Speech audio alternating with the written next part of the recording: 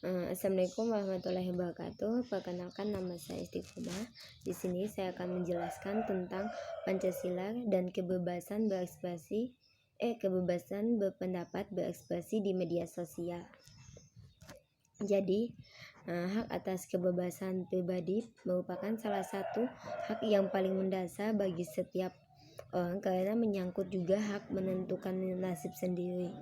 Dari berbagai hak yang dilindungi dalam hak asasi manusia, hak atas kebebasan pribadi dan kebebasan berpendapat dan kebebasan berekspresi atau mengeluarkan pendapat, berserikat dan berkumpul adalah hak yang paling penting. Meskipun demikian tidak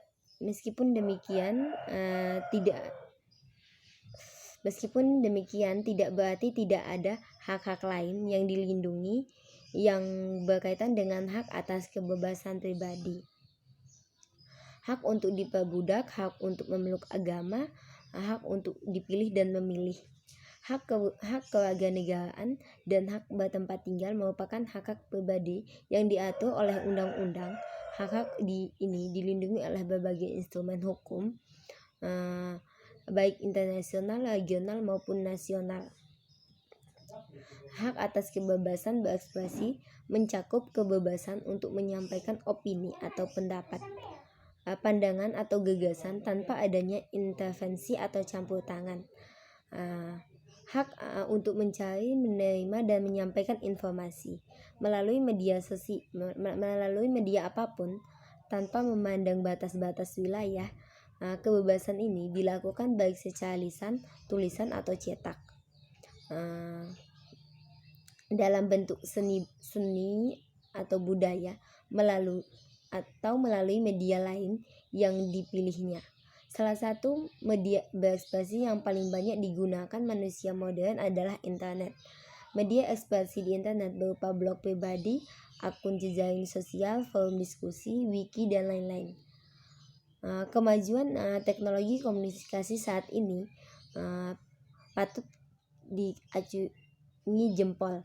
Lahirnya internet memudahkan kita semua untuk bekerja, berkomunikasi, menghasilkan uang, atau mempelajari hal baru. Jadi di Indonesia sendiri jumlah pengguna internet berdasarkan data dari APJII, Asosiasi Penyelenggara Jasa Internet Indonesia, pada tahun 2016 telah memaparkan hasil survei pengguna internet di Indonesia yang mencapai 1.327 juta orang. 3 media sosial yang paling banyak dikunjungi oleh para pengguna internet di Indonesia berdasarkan hasil survei, yaitu masih menurut sumber yang sama adalah pengguna lainnya jejaring sosial Facebook yang menunjukkan angka yang tinggi, yaitu mencapai 706 juta pengguna. Instagram mencapai 809 juta dan YouTube mencapai 405 juta orang. Dari data diungkapkan di atas bisa disimpulkan bahwa lebih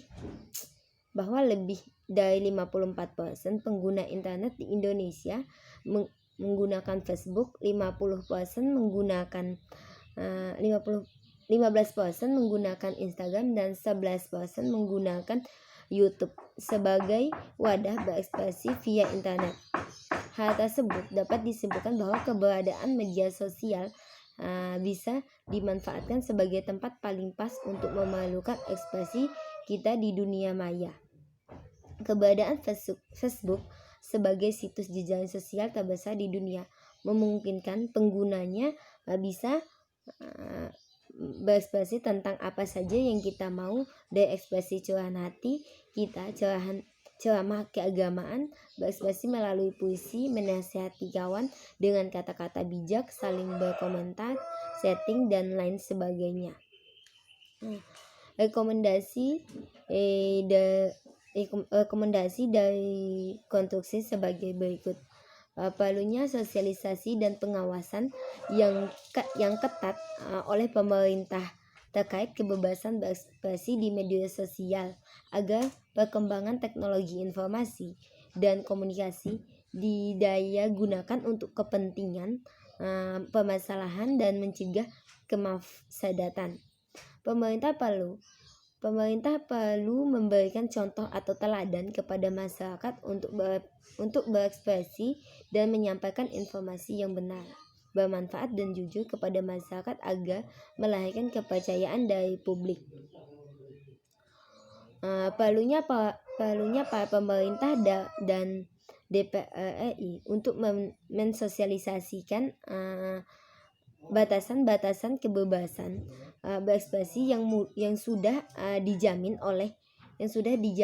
oleh berbagai instrumen hukum di Indonesia, agar setiap orang yang berekspresi tidak melebihi batas dan kebiasaan, serta tidak bertentangan dengan norma agama dan peraturan perundang-undangan yang berlaku. Sekian dan terima kasih.